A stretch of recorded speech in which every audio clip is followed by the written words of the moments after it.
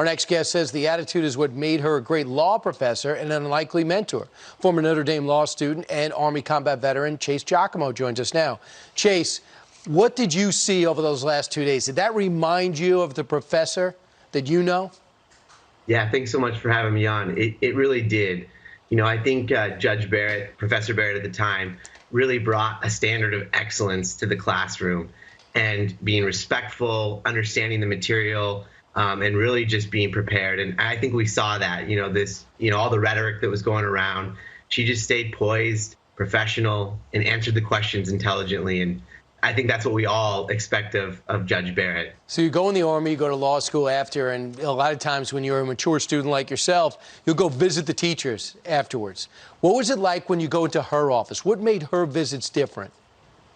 Yeah, so I went in initially just to ask some questions about, some of the material, and I quickly realized that she was far more interested in her students than I ever expected from a professor. She asked questions about growing up in Montana, my wife, my time in the Army, and I quickly realized that she was going to be someone that was a mentor and someone to look up to.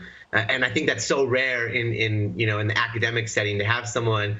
Professors are so busy, but to really take time and invest in her students, it was amazing. And that's kind of how that initial experience went during my first year of law school. Wow, and of course the experience you had fighting for the country adds to what probably a great lawyer you'll be. You also went through an adoption process. As we know, so did she.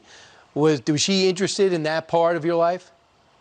Yeah, at the time, I mentioned my wife and I one day want to adopt, and we had great conversations about that. And then, as recent as a couple months ago, we started the adoption process, and we knew she'd adopted 2 orphans from Haiti. Who better to reach out to? And so we reached out to her, and to our surprise, she's sitting there on the 7th Circuit, mom of 7, after going through all the confirmation hearings for that position.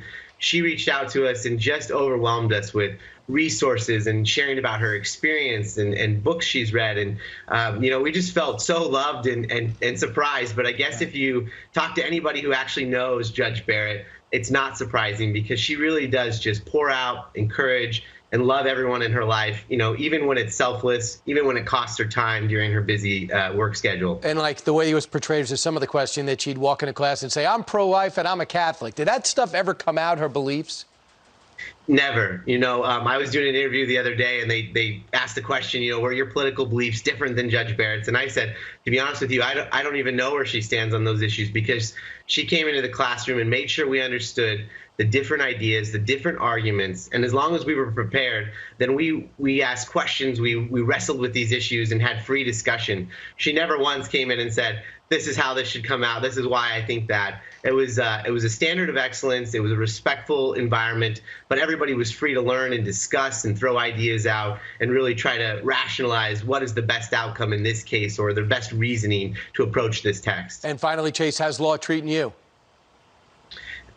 Great. Yeah, I'm enjoying being a practicing attorney. I do miss sometimes being with my soldiers in the Army. I think that's the best job you could have, but I'm enjoying practicing and learning and growing in my knowledge of the legal field. All right. Chase Giacomo, thanks for your service. Thanks for your time. Thanks for your insight on right now where all the focus is, and that is the next Supreme Court justice. Thanks, Chase.